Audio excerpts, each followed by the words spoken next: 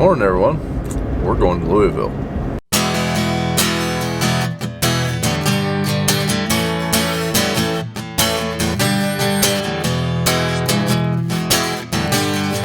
Right now I'm heading over to pick up George. Him and his girlfriend Becky, they're riding down with me. Dad's already down there, and yeah, looking forward to it.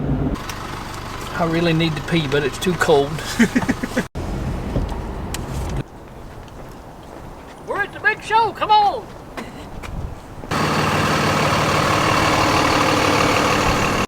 Alright, we just made it. We just walked in the front door. Now we gotta find the media room, get our credentials, and then we'll check the show out.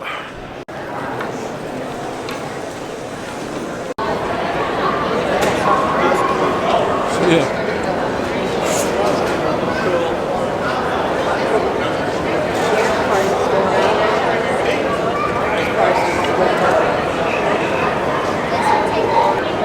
That is a heck of a grain setup they got there. They even got a Peterbilt, George. You want to work for them? Oh, there's the ball though, right there. Yeah, we got it all.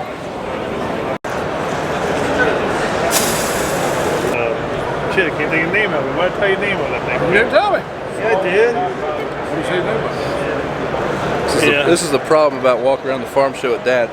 Been talking for 15 minutes now. What was you doing earlier? Yeah, the camera wasn't on, so it didn't happen. Oh, okay. So it didn't happen.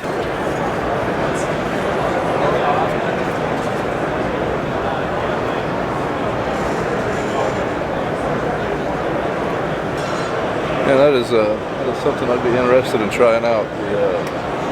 The Max chisel. Looks like a pretty aggressive tool for sure.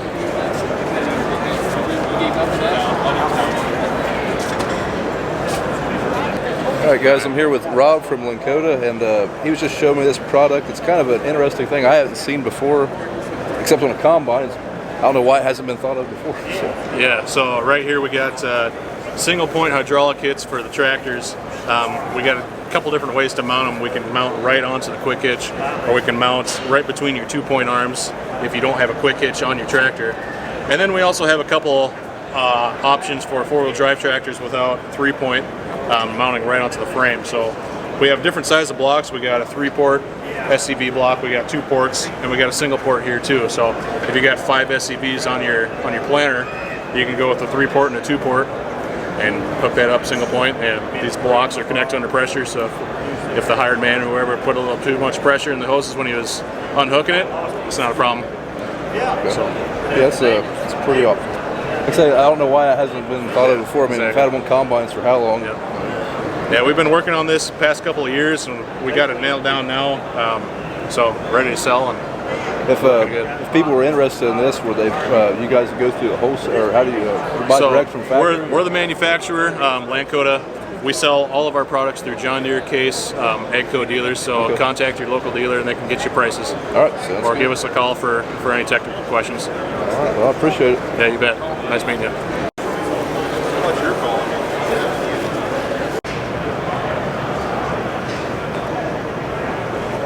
Afraid George would lose that thing. Alright guys, I'm here with Caleb from Worthington Tractor Parts, and Worthington is the distributor for Capello. Yep. So he's going to kind of show us what they've got coming out new for this year. It's like this is, did you say this is a 20-inch multi-directional head? Is that multi-directional head. We've had it for a couple of years. We have a handful out in the country. The guys that have them, they love them. They're great for smaller fields. You got a lot of point rows or terraces, things like that. It's been tested, actually. Bex has had, they've done it, and it's on their farms for their research with the multi-row spacings and things like that. So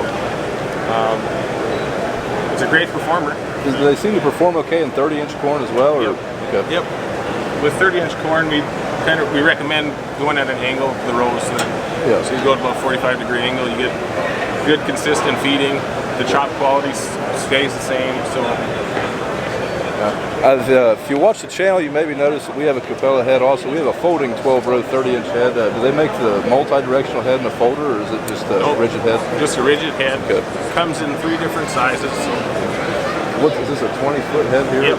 Yep. 20, 27, and 32 feet. Okay, a little oddball sizes. Okay. I guess that'd be a pretty heavy head to fold in half. Yeah. Is there anything new for the more conventional style heads coming out, or? Nothing major for 2019.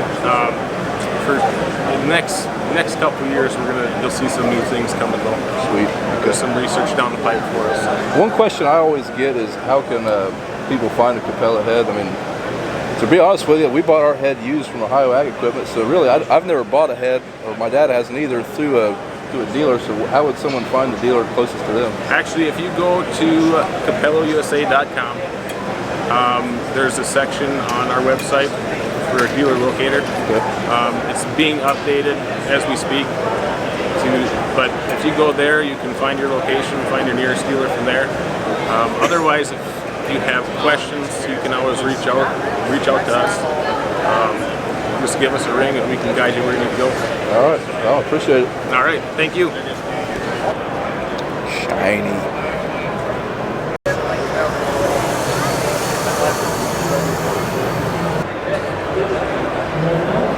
You guys, did you know AGCO owns GSI? Yeah, we need a new combine. Yeah. They look real good. What did John Deere hat though? We'll take 2 of them. People you bump into at the farm show. This is my college roommate, Tyler Arters. Howdy. He used to be a shear salesman. I don't know, what's it called now? Ag Pro? Ag Pro. Guys, sitting in the cab of a John Deere combine, kind of. It's just a cab mounted onto like a pedestal. First time I've been in a John Deere combine cab in years. This is all different. Oh, I like that right there. Has nothing to do with performance, but it's kind of nice.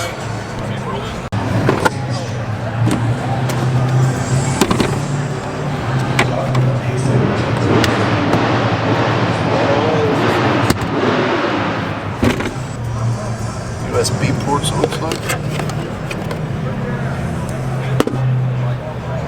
Guessing that's the radio controls.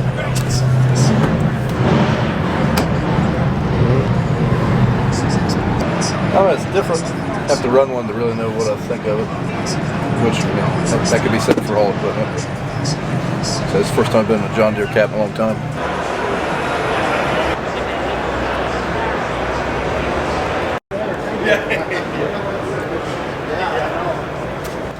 One question I get all the time is the Challenger just a Fendt? For the most part. Like, it says Fendt on the serial tag. But there is a couple differences. For example, this joystick is very different. I've never ran it. I'm assuming once you get onto it, this would be awesome. But right now, just looking at it, it does appear that there's just a lot of clutter right here. So I'm sure after you use it for a while, it'd be pretty cool. I think there's a couple other subtle differences. That's the main one that sticks out. I guess I'd have to talk to the AGCO guys to get the real thing, but I don't know if that'll fit. I need to figure out how to get that in my camera bag. Because that is a refrigerator. That would be awesome. What do you guys think? Green or yellow? I'm partial to the yellow myself.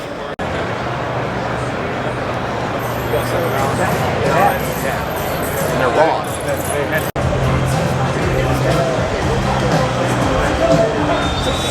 So Case IH has a new tractor that came out. They've redone some things on the Magnum. They've also got a new display, so I'm hoping to check out here in a little bit. This is a very busy booth right now. There are 2 cameras, didn't break either one of them.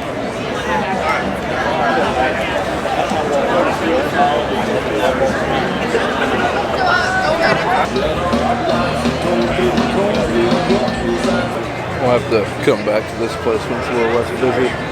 Right now it looks like Walker Farms is doing their, looks like they're doing a live stream from the new Challenger, or new Magnum. One thing I've been wanting to check out is the Versatile booth. Haven't made it down there yet. I've been a fan of these tractors for a few years, especially after seeing Millennial Farmer's video on playing with a Delta Track. Definitely interested in looking at it. We looked at these last year, and had they been a little bit better in the price department, we possibly would have a Versatile front wheel assist or a Delta Track instead of the 1038 Challenger. Alright guys, made my way to the Versatile booth, and look who I found. If you haven't checked out Mike's channel, go ahead and check it out. Mike Les, Farmhand Mike. Yep, I'm on YouTube and Instagram, so check me out if you haven't already. One of the questions I had was on the, what's it called, the Fury disc? Versatile Fury, it's a new high-speed disc. Okay. I've seen this in a few of his videos, and it's something I kind of wanted to check out while we're here, so I guess you'll... Versatile makes 4 different sizes here. We got 25 foot, 30, 35, and 40 foot.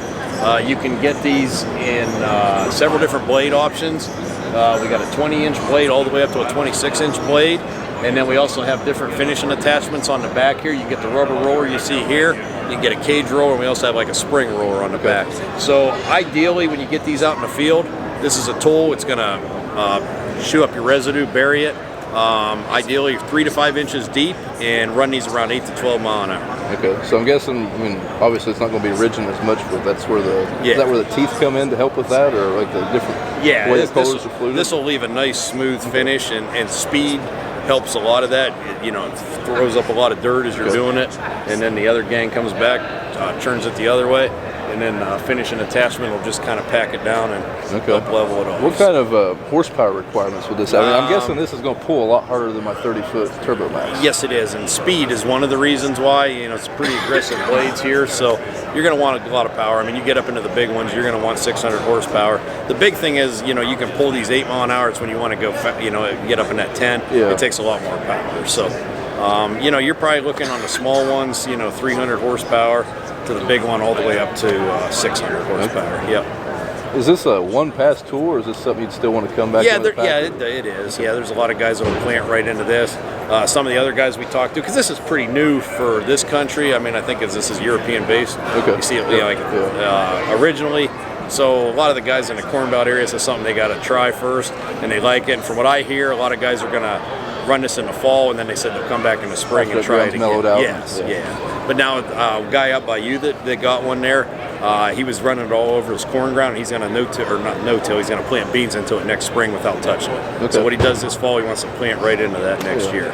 So, yeah. It's like the folding design's a little bit more unique than I'm used to. Is this fold up narrower this way? Yes. The nice thing about all of ours, from the 25 foot up, they fold up under 12 feet for transport, and no higher than 13 and a half foot tall. So if you look at a lot of the competition, some of their bigger models, they're up to 20 feet wide, even folded up. Why don't you get like a 40-foot vertical till bar when they have that second wing on them? Yeah. I mean, you're probably pushing 14 feet, I'd say. Yes. And in our neck of the woods, sometimes that's too high. Take down some telephone wires and stuff. And there's a lot of roads, 20 foot wide is just too much. So being 12 foot, it just works out pretty good. So. Yep. All right. Well, thanks, Mike. You bet.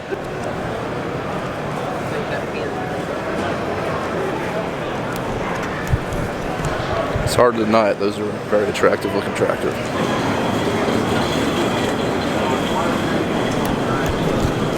Seems like everything's very simple to get to on one of these, and I like that. It's kind of one thing that maybe makes me a little bit of a drawback on the Challenger. It's hard to get the hydraulic remotes in. This seems to. Like everything's just right there, easy to get to. This is a smaller size trailer. This is a 265 horse tractor.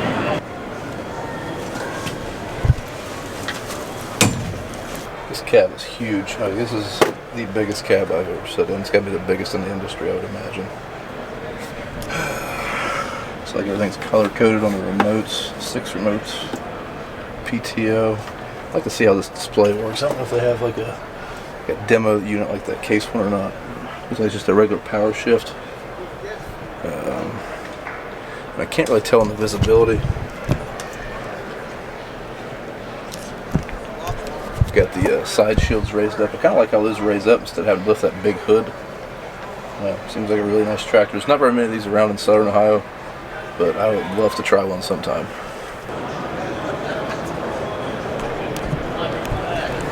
Again, I like how easy everything is to get to right here. Alright guys, the show is over for the first day.